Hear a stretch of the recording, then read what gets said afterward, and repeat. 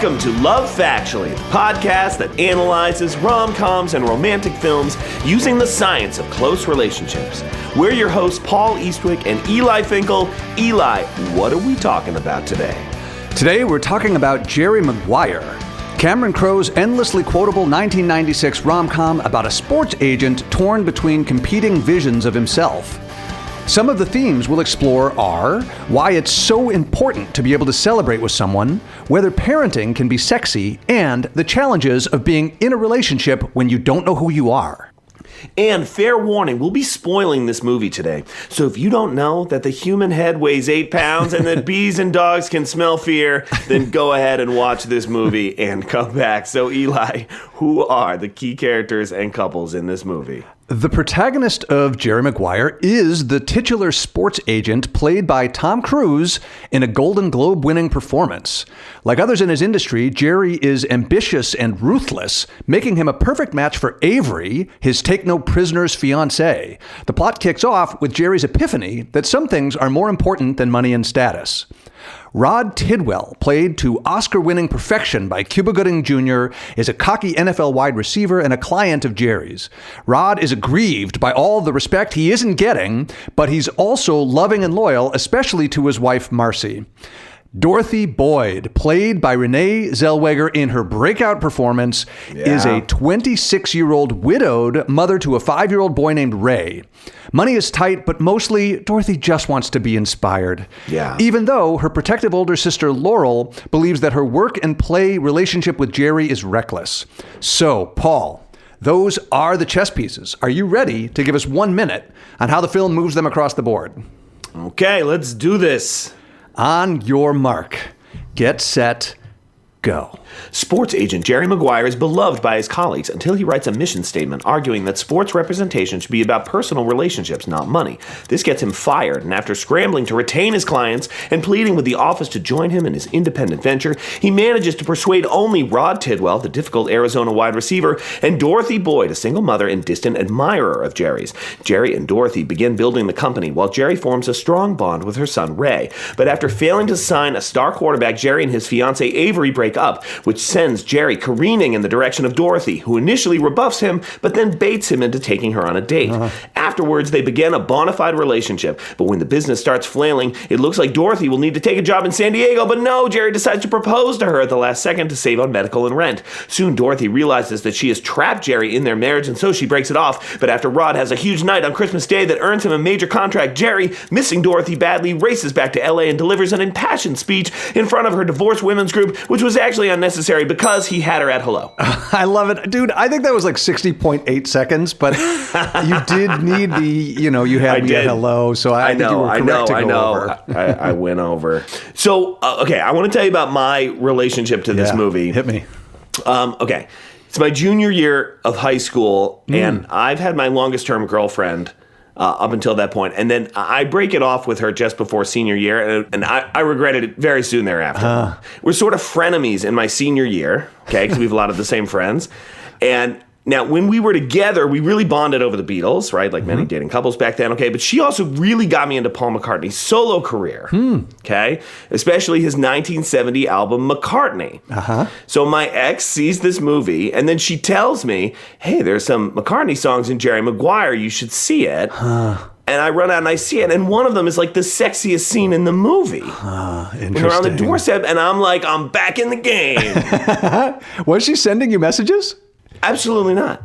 Okay, No, you thought she was. She had continued to have absolutely no interest in dating me whatsoever.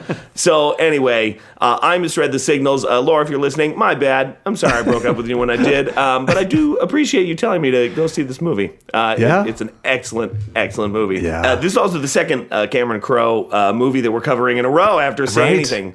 So Eli, what is your relationship to this movie? This movie has made its way into my own personal microculture trigger in my marriage. And really it was when we were having kids, and especially when we had my son, he would regularly break out with these random facts. It's and every time so he does great. It, it's so great. Every time he does it, my wife and I turn to each other and say, do you know the human head weighs 8 pounds? Yeah. And at some point along the way, like, I don't know what it is about like 5 and 6, 7-year-old boys, but they're basically like mansplainers in training, right? It doesn't matter what you know, but they are dying to just like give you some fun factoids. Yeah, right. They are ready to lecture. Whether you're paying attention or not, it doesn't matter if anybody's in the room. That's really funny. So, Eli, why don't you tell us, what does this movie get right about the nature of close relationships? I have been excited about this section of our conversation. One of the things the movie really gets right, something that we talk about on the podcast sometimes, but maybe this is the best illustration I've ever seen, is this idea of the Michelangelo phenomenon or Michelangelo effect. Right. Just as a reminder, the idea basically is that close relationship partners can sculpt each other. All of us are imperfect. We all have sort of this actual self, but we also have this aspiration, this ideal version of ourselves. And, when things are going well in a relationship, the two of us sculpt each other to grow away from this current version and in the direction of the ideal version. And one reason I think this movie makes it so interesting is Jerry himself is conflicted about who he wants to be. Right. So the assumption of the Michelangelo effect is that like people know who their ideal self is, but he has low self-concept clarity or low ideal self-concept clarity. Yeah, right. And we do hear a version of this, right? We hear a version of his ideal self in voiceover at the beginning, this like classic voiceover. And he says like, who would I become? Just another shark in a suit? The answer was fewer clients, less money, more attention, caring for them. I'll be the first to admit it was pretty touchy-feely. I didn't care. I lost the ability to bullshit. It was the me I'd always wanted to be, which is... there it is. That's the perfect articulation of what the ideal self is. But then, after the mission statement gets him fired, he forgets about the cruelty. And again, he wants all of the clients. He's now like about success and status at any cost. And it's interesting because this ambivalence, we actually hear it in retrospect in that opening monologue where he says, I had a breakthrough, a breakdown? No, breakthrough. And you hear his ambivalence from the start. Yeah, and it's interesting, too, if you think about how his relationships with the two women in his life are different, right? Because he's kind of a different person with each of these two women. Yeah, totally. Like which woman is like the best fit for him or would be the best sculptor for him in the Michelangelo effect way? I mean, Avery says about herself, like she doesn't have the sensitivity thing, right? She's a great sculptor for the like tenacious, I'm going to conquer the world status version of Jerry. And in fairness to Avery, I mean, Cameron Crowe makes Avery out to be a villain because he holds her values in contempt. But the fact is, she's pretty effective at helping him live up to his self-image as a closer.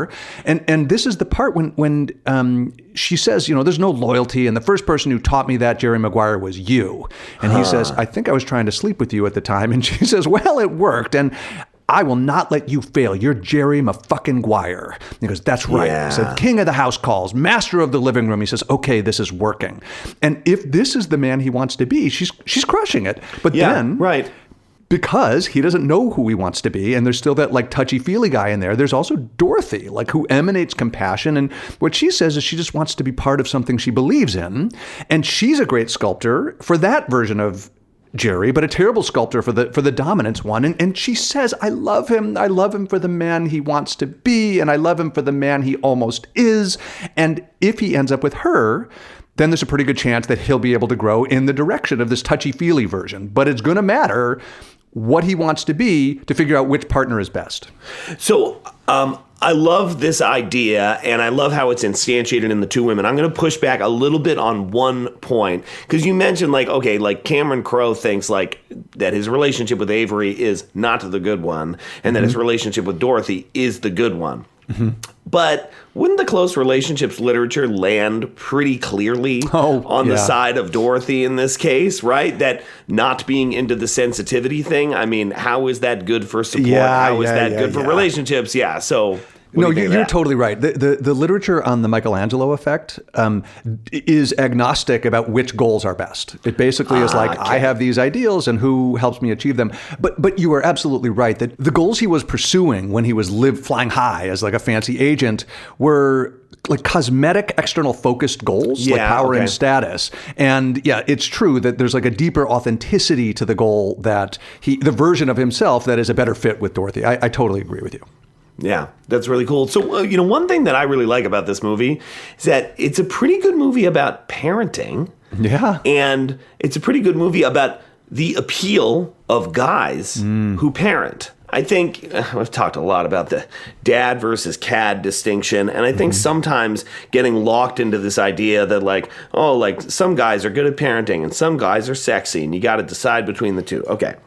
We shed that idea. That's a bad idea. But, I find it really useful to just think about how humans are so different from the other great apes when it comes to the role of dads and parenting. Yeah. Okay, so if you look at the other great apes, the dads don't parent a whole lot. Generally speaking, you wouldn't trust a lot of male apes, right? You wouldn't trust a male orangutan around an infant that wasn't his. You wouldn't trust a male gorilla around an infant that wasn't his. But humans are remarkably different. And that is because over the course of human evolution, men in particular went through a long, slow process of becoming gentler, becoming better around kids and infants, being better at teaching and training young children, right? Giving them skills.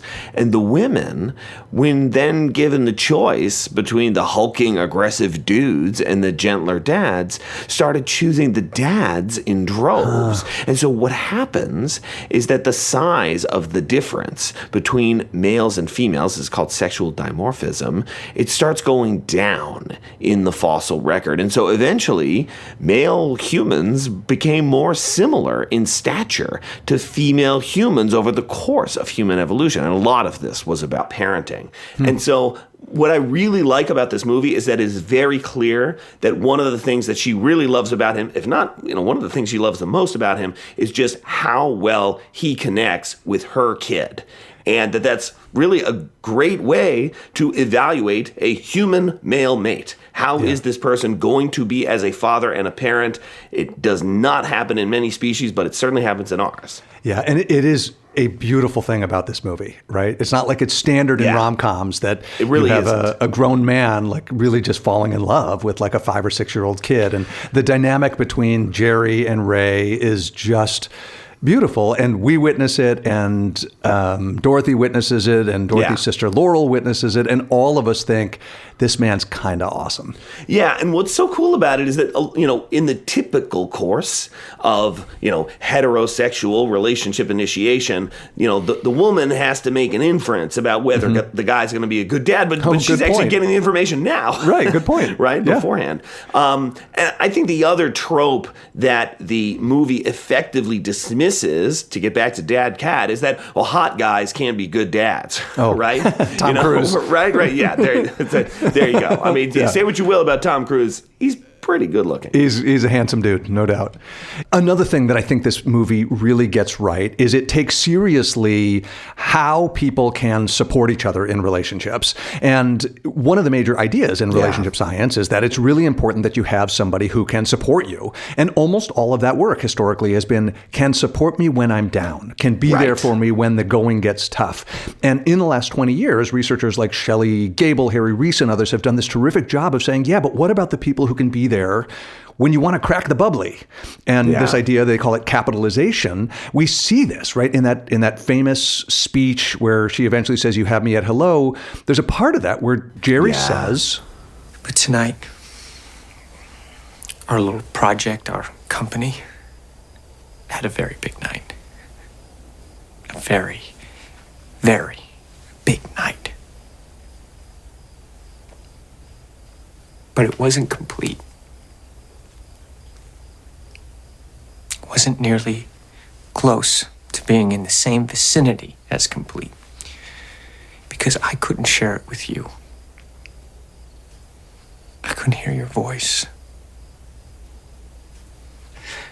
laugh about it with you.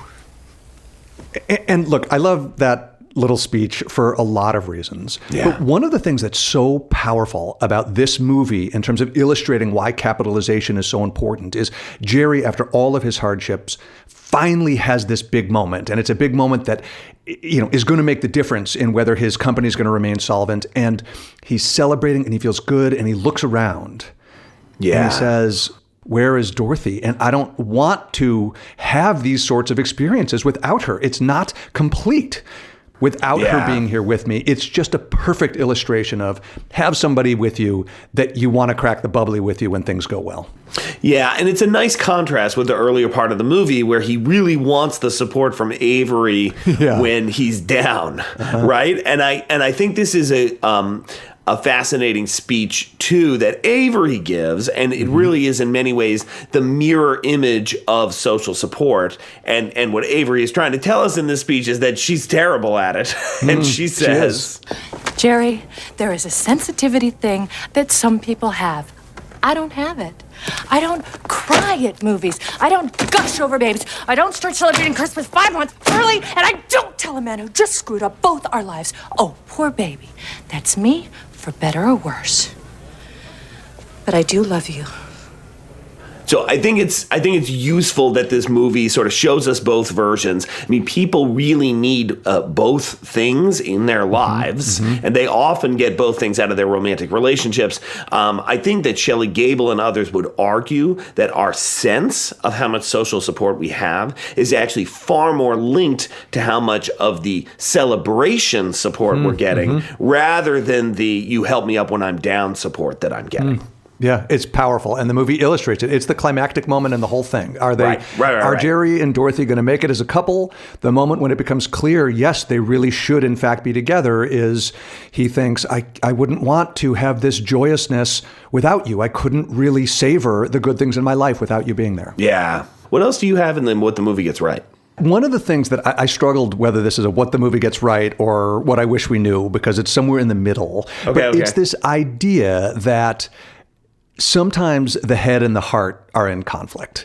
And there's clearly a big part of this movie where Jerry and Dorothy both think it's a bad idea for us to start a dating relationship together. And they're not sure it's the best idea, but they're really attracted to each other. And so there's this terrific scene where they're on her doorstep. They've kind of gone on a date, but it's not totally clear. And Jerry says, well, this would be a good night. But of course, he's not really leaving. And she says, good night, but they're like, nobody's making a move, and either like nobody's leaving, and they seem to have this chemistry together. And he says, well, I'll see you tomorrow.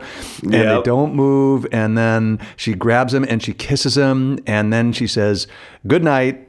And they're thinking, okay, like that's it. That's all that's going to happen. And then they sort of start hooking up a little bit more right there on the doorstep. And she says, I think you should not come in. Or come in. Or come in. How you feel. And he says, same to you. And she says, no, I have to go in. I live here. and he says, right, I'll come in. And this, again, we don't know as much about it as I wish we did, but this idea that there's this tension. Sometimes it's like, sometimes we want to be attracted to people that we're not. And sometimes we think it's a bad idea that we're attracted to certain people. And what wins out, it's often the case that the passion is hard to overpower. So what's interesting about this is that when we study inhibition in the context of close relationships, it's almost always in the context of infidelity, right? Where it is kind of established that like you shouldn't do this, and who is best able to overcome that? Oh, maybe people with high self-control, right? You know, who have their wits about them, etc. Okay. But we don't actually, you're right, look at these other contexts where people might not want to initiate something, maybe because you're a coworker, maybe because, like, I don't know, it's like the ex of your best friend, or maybe just there are many reasons why these things can be bad ideas. So it's almost like the infidelity context that we often study, self-control, is actually just one smaller part of this broader universe of things that are a bad idea.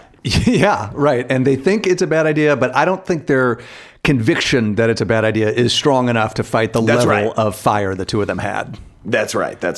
What else do you have? There's one last thing I'd love to mention in this section of what the movie gets right, which is I think it also does a good job of illustrating how important it is that our partner makes us feel special. Right. And so, for example, you might imagine that your partner's like really committed to you because they're the sort of person who like commits to things. And that just doesn't feel good. And he says it. Do you remember this? He says, I'm not a guy who runs, I stick. And, she says, on the surface, everything seems fine. I've got this great guy and he loves my kid and he sure does like me a lot. And I can't live with that. And I think what she can't live with is she doesn't feel special. She feels like, okay, like he's willing to commit to me and he's like a good guy and I think he's sexy. But there's nothing that he's done thus far that makes me feel like I am particularly attractive and appealing and important to him. And that's why she, at that moment, is like, look, we need to break this thing off. Right. I think what that clearly illustrates is this importance of feeling special. I mean, it's important in initial attraction. Totally. We know that from some of the old reciprocity work, right? Where we show that, if you're the kind of person who goes around liking everybody, people tend not to like you back. But if you like one person specifically, that person is likely to like you back. So that need to feel special seems to be important early on, but it retains its importance. And, once people are in a long-term relationship, they really want to feel irreplaceable, right? Totally. And they don't want to feel like their partner's in a relationship with you because they said they would be. That's not usually what people are looking for. Yeah, or like it could have been me or someone else. I mean, there's some good work on this by Anik and Hauser, where they look at what it's like for your partner to do something special for you. And yes, we like that. But the question is, if your partner does something really nice for you, but also does that same really nice thing for other people. This is terrible. It's like they might as well have done nothing. There's no benefit for your partner having done this nice thing for you if they also did it for other people. And I do think we're seeing some of that. Like Dorothy needs to feel there's something about Dorothy Boyd that really matters for you, Jerry Maguire, and she's not hearing it yet. Yeah, so this also, I think, transitions nicely into some misconceptions about relationships in this movie because Jerry, he's a very complex character in a way that I think really benefits the movie, but is actually a bit of a struggle to fit into the context of the close relationships literature. And I'm thinking about this idea that, he is willing to commit and follow through on his commitments. That kind of sounds like a conscientiousness sort of thing to me. Yeah, you're right. But he's bad at intimacy, right? He seems to not value closeness, and yet he's afraid of being single. And he's not ready for a commitment. And like this mishmash of different features, these things just kind of tend not to go together. Yeah, you're right. Right? It's a rare combination. Yeah, it's a rare combination, I think is a good way to think about it, right? Like being high in conscientiousness, but being not ready for a commitment, but being afraid of being single. Like these are not usually things that go together. Right, right. And again, it makes for a very interesting movie. But he would be kind of an outlier in the space of personality when it comes to close relationships. Yeah, I mean, we'll talk later about how we feel about the movie in general. I noted this as something that I didn't like about the movie itself. I agree that it does set up the plot well. No, it does. I agree with you that it's like interesting that he has this sort of odd constellation of characteristics, but I never really understood. They show that video at his bachelor party of like all the women in his life being like, he's bad at intimacy, but he can't be alone. And I never really understood what the movie was trying to say about that. And maybe you're right, that it's like he simultaneously is commitment phobic, but can't be single. But I never totally understood what they were trying to say. Yeah. It's a very unusual little slice that he's comfortable with or something. But this also hits at one of the other misconceptions in the movie is the high level of agreement among his exes. Again, we can assume that video was edited in a way that made it funny, but it sort of implies that he has this consistent character about him, right? That he's not great at intimacy. We'll just sort of stick with that. And that all of these women, casual and I think we are to understand semi-serious relationships of the past, all come together, and through their common vision, we see a portrait of the man Jerry Maguire. Now, not many studies have done this, but a few have. and one that I conducted a few years ago with some of my colleagues. We looked at it's almost a facsimile of this. So former hookup partners and relationship partners, what do they say about, like, were you a good sex partner? Like, listing your positive and negative qualities, right? Is there agreement there? I cannot express to you how bad the agreement is. Fascinating. So if somebody says, Dave, my boyfriend, is like amazing in bed, she's not really saying he's amazing in bed. Really what she's saying is the experience I had with him in bed was amazing. That is correct. The odds that random other X is going to agree with that statement that you just made would be like 53% compared to like a 50-50 coin flip, right? It's very, very small. Fascinating. Okay? So, again, it's a funny bit in the movie how they edited all these women together. But your exes don't actually agree about what you're like to such a degree. Yeah, I mean, it's like one woman, he can't be alone. The next woman, he cannot be alone, right? It's a little on the nose. It's funny, though. It is funny. Yeah. What else do you have here about misconceptions in the movie? So, it's a couple things. This whole thing is taking place very quickly. Even for the 90s, right? So the Avery breakup happens at the NFL draft. Okay? So that's like April, May. Good it's point. in that time frame, okay? And Christmas. Right, okay. Yeah, you see. So they start dating shortly after. They get married at some point, I think, during the NFL season. Wow, good So point. they're getting married that fall. Yeah. And then the whole climactic scene is over Christmas. So this movie is taking place over 8 months. That's just like a lot. That's just really fast by any standards in the 1990s, certainly today. Yeah. So it's a little dubious. Could happen. A little dubious. Yeah. Again, facilitates the plot, but a little quick. And the other thing that I just wanted to note is I'm not sure what to do with the "you complete me" component. Because on the one hand, inclusion of the other in the self is definitely a thing, right? We take on the attributes of our close relationship partners. We take on their interests. We take on their values. We grow together. And so if you lose that person, you do feel this loss of self. Totally. Okay. But the "you complete me" line, to me, implies like, and I can never be a whole self again unless you are with me. So what it seems to neglect is that eventually I will be okay and I will go on and I will be a different kind of person in a new relationship. And so I've always been so torn about that line because, it's like true, but it's also kind of not. Yeah, this "you complete me" idea has been around for a long time. Right. One of the most famous early pieces of scholarship about what love is Plato's Symposium. There's a bunch of speeches, and Aristophanes' speech, he argues that basically we used to be creatures with 4 arms and 2 faces, and then the gods split us at birth. And basically what love is about is finding your other half. This is this existential purpose of love, and you know it when you have it. And it is, in a very literal sense, the "you complete me" idea dating back thousands of years. Right, and I think that is what the movie is trying to say, and I think close relationships research would say that's wrong, right? People are capable of filling up themselves in many different relationships. It will be in different ways each time. Your identities will change a bit each time, and all of that can be very good, but there is not one person out there who completes you because, you were mystically separated at birth. Yeah, exactly.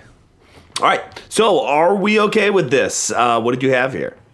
I have a lot of interesting, provocative questions that the film raises. A lot of the sort of ethos that Cameron Crowe has, I do think has aged well. When Ray says to his mom, "What's wrong, Mom?" and she says, "First class is what's wrong, honey." I think this is a compelling 1990s critique of the greed is good ethos and the emphasis on concussions. I don't remember that being a big thing in the 90s, and it's huge now. Isn't that fascinating? Yeah. So it's prescient in those ways. There's a few things that that I have queries about. I have some, I would say, modest feminist concerns about the movie. So listeners to the podcast know that we talk sometimes about the Bechdel test, basically the idea that are there at least two women characters talking about something other than a man? Yeah. And I think maybe the movie passes, but sort of on a technicality. But more importantly, I think, is Jerry is active. Jerry changes and Dorothy is passive. And she even says, like, I care about the job, of course, but mostly I just want to be inspired. Well, who's doing the inspiring? The man. Yeah. And again, that's a great point. Yeah, like, I like the movie. I wasn't, like, disgruntled by this issue, but it does have some of those sorts of things in it. It's related to one of the things that I didn't love, which is, the guy who is willing to say the brave thing. That's not really, like, my favorite trope anymore. That's, like, the trope that launched 1,000 Substacks. So I don't, again, it is good filmmaking, but, like, that kind of thing is aged a little off for me. Yeah, I think one thing that's interesting also in terms of the what's happened with how the movie has aged is there is, I think, something in here that I think most of us would call in the category of sexual harassment. Right. The movie, I appreciate how straightforwardly the movie deals with it. So they're on her couch. When he shows up drunk. He shows up drunk. Yeah. And yeah. Support me. And then I think he's getting some vibe. I get that she does seem to like him and all that stuff. But then he leans in, kisses her, grabs her breast, and then realizes pretty quickly he's done something wrong. He says sorry about the hand. And he's like apologizing, not really exactly for himself. But I think when I think about this stuff, it's not that I think what happened in this movie is egregious or anything like that. It's that the message of, well, you like did the thing without consent and both of you understood that it wasn't the right thing to do and you're the boss and you get the girl at the end. It's something that you could imagine sort of making its way into the culture in ways that could be troubling, even if the exact details here aren't as upsetting as they might be in other contexts. I think that's true. I was less upset by it in this movie than I have been in other movies, in part because it's extremely embarrassing. It leads to the apology also, it's like a few days later. That's right. And she like quickly then like baits him into asking her out. Yeah. So it is all like very complex, but I totally agree with you. I was cringing at those moments. Also kind of in the space of these, background feminist issues. Again, this movie is not particularly troubling by the comparison standard of like 80s and 90s rom-coms. But even here, we talk a lot about grand romantic gestures, but we often link that to what are you going to do? Take no for an answer. And here again, he literally says to her, I won't let you get rid of me. And I just like, is this what romance is? What romance is like the man says, I've heard your attempt to resign from the role of my girlfriend or wife, and I don't accept your resignation. And even in this movie, which I think is more sensitive to these issues, you still see some of that stuff. I mean, there's the same thing, too, with like showing up at your divorced women's group to like speechify again. Yeah, like, good point. It is a really good speech, and we heard some of it earlier, and it's very compelling. For my wife. But yeah, don't do that. It's interesting. I remembered the divorced women's group, and I was expecting to be more bothered by that, but I actually found it less caustic than I remembered. And I thought there were actually a few like really insightful comments. The one woman's like, I feel more divorced at the holidays. I thought that was pretty profound. So that was one that was interesting. I thought I was going to be bugged by that, but I actually kind of liked them. I think the reason why you had that memory, I had it too, is there's a line where Dorothy actually hangs out with that group, which mostly isn't her group, and she says, men are the enemy. I agree with you, men are the enemy, but I love the enemy. But you're right, they don't have this like caustic man-hating vibe, at least not in any extreme way. Right. Anything else here? No, that's all I got. But I'm excited that we're getting to the best relationships quote part of the podcast because this is a quotable movie. What did you have here? Oh my God. There's so many quotes. I mean, we're just going to have to kind of restrain ourselves here. Yeah. So I want to talk about the breakup speech that Dorothy gives. It starts with Jerry saying, I don't like to give up. Please, Jerry. My need to make the best of things and your need to be responsible. If one of us doesn't say something about it now, we could lose 10 years. Being polite. Let's just call this next road trip what it really is. A nice long break. Yeah, it's funny. I had flagged this as my number one relationship quote to pull out too. It's so good. So I think the reason that I really like this quote, I mean, there's a couple of reasons. One is that it's a really cool thing that she does where she says, like, look, you have this attribute and I have this attribute. And in combination, you get this very toxic thing in this particular context. And it just kind of reminds me of how the stew of relationships can be very hard to predict and very idiosyncratic from relationship to relationship. Right? Like, will he ever have that experience again of maybe ending up in it? Right? So that's why I really like that idea. And it makes you wonder too, like, how many people do lose years of their life? 10 years of being polite. Yeah. I have a couple others that I'll flag here, and I could go on at length, but I mean, just credit to, she comes out for a date in a gorgeous little black dress, and he says, that's more than a dress. That's an Audrey Hepburn movie. Yeah, and it's just a great line. I also like the line that Rod says to Jerry. Rod is generally getting under Jerry's skin. We haven't talked as much about that relationship, although arguably it's just essential to the theme of right. It absolutely is. Yeah, but there's one scene, they're regularly fighting. Rod's generally giving Jerry a hard time. Jerry's feeling exasperated. And one time Jerry walks away and Rod says, Jerry, come on, man. Hey, see, that's the difference between us. You think we're fighting, and I think we're finally talking.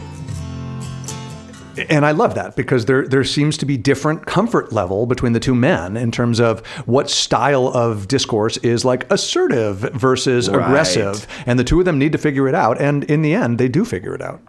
I like this theme also that goes throughout the movie, which is like, do we have to tell each other everything? Yeah. And that initially we see Jerry being just very reluctant to talk about stuff. Like, do we have to do that thing where we tell each other everything? Right. And he's learning how to do that more and more. And actually, Rod is one of the people that helps him do that the best. You're right about that. Yeah. He definitely pushes Jerry beyond his comfort zone and to Jerry's benefit. Yeah. So what do we wish we knew about close relationships? I thought this movie was really thought-provoking. And I mentioned earlier, I'll just do this briefly, we talk about the Michelangelo effect, but what happens when our ideal self changes, right? So if it's really good for a relationship that your partner supports your ideal self, well, okay, but now my ideal self is really different from what it was before. And what happens to a relationship? I don't think we know that. Yeah. I was also interested, like, how to be a high-quality wingman or a high-quality wing woman. And here, my major thing is Laurel, right? So Dorothy's sister, who's clearly, like, loves Dorothy, but is very wary of her involvement with Jerry, and I think for good reasons. And she's definitely standoffish about it and skeptical about it. And then when Dorothy comes in to get beers for herself and for Jerry, she says, no, use the frosted glasses. Yeah. So she's just there. She's just there. She's a good wing woman for her sister in that scene. And I don't think we know that much about the roles. The whole triadic thing is not really something that we don't look at that much. Yeah. I really liked the social comparison scene at the restaurant. This is toward the end of the movie where you see so it's like a double date of sorts. I believe their kids are running around as well. So you've got Rod and Marcy, who just seem so deeply in love with each other, and they're very like cutesy about it. And then you've got Jerry and Dorothy, who seem almost uncomfortable together. And you have this sense that Dorothy and Jerry are kind of seeing what other people's relationships are like and realizing that their relationship doesn't have that and feeling bad about it. And so, we have like a lot of like ideas and concepts about how people's expectations change and shift in relationships and what do you think you deserve and all of this stuff. But we actually don't do a lot of like, I'm in a couple and we're hanging out with some other couple and I watch them and I realize like, oh, that's not like us. Like, at what point do I feel bad about my relationship or at what point do I feel good about my relationship watching other couples interact? I had that scene in here too for a different reason. I had that scene in here because I don't think we know much about public displays of affection. So Rod and Marcy, they can't keep their hands off each other. They're incredibly lovey-dovey, kissing even with food in their mouth, just incredibly affectionate in public. To what degree do relationships do that? Is that generally a good predictor of relationship well-being? How does it make others feel? I don't think that people in our field have really engaged with that. It's funny. It's like the love languages stuff, right? Oh, interesting. Right? I mean, there's a little bit of work on that. It's not that much. And, my guess is like weakly positively associated with good things. But, how does it make your friends feel and stuff like that is a really interesting question. But that is also one of my favorite scenes in the movie. Yeah. Another issue that comes up in this movie that I don't think we understand very well is whether there's a trade-off in relationships between honesty and loyalty. And here I'm thinking of the scene where Jerry has like really flubbed the whole like trying to retain my clients things, and his fiance at the time, Avery, toward the beginning of the movie, is pretty disappointed in him. And she says, It's all about you, isn't it? Soothe me, save me, love me. You stop. I have to finish my job. Everything is fucking run with us. Everything. Jerry, you and I are salespeople. We sell.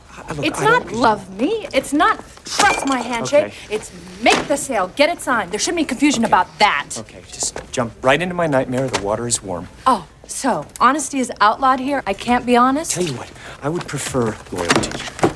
What was our deal when we first got together? Brutal truth, remember? I think you added the brutal. yeah, so it's a compelling interaction. It's really getting to the point where they are over. They're not going to be fiancés for many more seconds. Terrible social support. Do not do this. Do not do this. And he realizes it, and that's basically the end of the relationship. But it is interesting to consider that, like, does loyalty require some amount of suppression of honesty? Or, alternatively, is there some way that we can be infinitely honest with our partner in a way that's sensitive enough that makes it clear that we're still being loyal even when we're being critical? I think it's a tough thing to balance. It's tough to stick the landing on infinite honesty and infinite loyalty, and I don't know that we know how people manage that. So what's really interesting in that moment is that she thinks, I'm just being honest, but I mean, my read on it is that she's just mad. Yeah. She's just mad. She doesn't really want to suppress her anger. But in relationships, sometimes you suppress things like anger for the sake of the relationship. In moments, you make sacrifices for the relationship. And I think what she was getting at here is like, I'm really pissed at you and I don't really feel like supporting you. And he decided he'd had enough. Look, I mean, maybe the solution to this in well-functioning relationships is you support in that moment. But that doesn't mean you can't be honest and critical in a constructive way later. And maybe that's the best way to do it. Right. When feedback is solicited.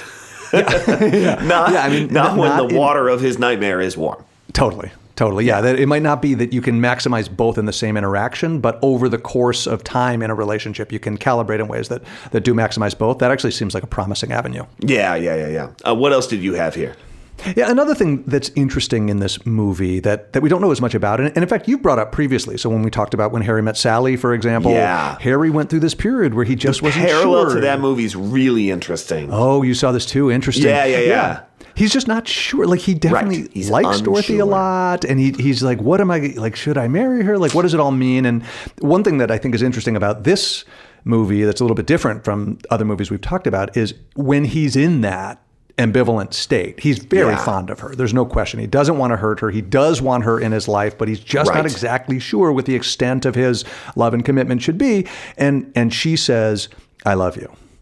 And what's he going to do? Like, what do you do in that situation? And he responds with, I love you too, which I think is close enough to true, but you could imagine on the inside. Close enough to true, yeah. Yeah, that he was a little roiled between, like, I don't know that I was ready to say this now, but she just said it and I'm still figuring it out. What does it feel like when your partner is damn sure that she loves you and you're still trying to figure it out? I don't think we know much about that. Yeah, fascinating. So on this podcast, we rate movies on a scale from 1 to 5 stars. So Eli, why don't you go first? How many stars do you give Jerry Maguire? 5 stars. I laughed, I cried, I loved. I could quibble, but I just thought it was a beautiful movie and just loved it. I like this movie a great deal. For me, this is a 4-star movie. And I love a movie where the man has figured something out at the end and he's running because he needs to tell somebody something. Tom Cruise is required. He has to run in every movie. Yes, he must. And it's great stuff, but I still don't totally get how he went from being so ambivalent to so committed. I don't know what the future is for these two. I'm a little bit unsure. But anyway, so that all has to do with emotional impact. But on this podcast, we also rate movies on Rust Bolt. Now, the Rust Bolt is named after Eli's advisor, the late, great Carol Rust Bolt, pioneer of close relationships research, with 5 stars, indicating a near-perfect depiction of the nature of close relationships. I land at 4 Rust Bolts for Jerry Maguire. Lots of great things in here. You know, you brought up the Michelangelo phenomenon stuff. You brought up the desire to be treated as special by a romantic partner. I think that his dadding skills are really great, and it's clear that is something that's really appealing about him. So I think that all works pretty well. Just a few knocks on it, right? The strong agreement from the exes. So, you know, the you complete me kind of seems to go in the wrong direction. So a few issues there, but I land at 4. How about you? Yeah, I have this as a 4 Rust Bolt movie as well. I would sure like to see a movie where both people are really growing rather than the woman dedicating herself to the man's growth and so forth. But still, there's a ton of insight. I think it's some of Tom Cruise's best work. Yeah. He has some of his, trademark cockiness, but he also has actual anxiety and insecurity. And I think does a great job driving it home. So in general, I think it illustrated a lot of the important insights from relationship science and points to a bunch of interesting questions that we don't know the answer to yet, and that's a 4 Rust Bolt movie to me. All right, well, this has been the Love Factually podcast. I am Paul Eastwick. I have been here with Eli Finkel, and Eli, I look forward to doing this with you next time. I look forward to it too.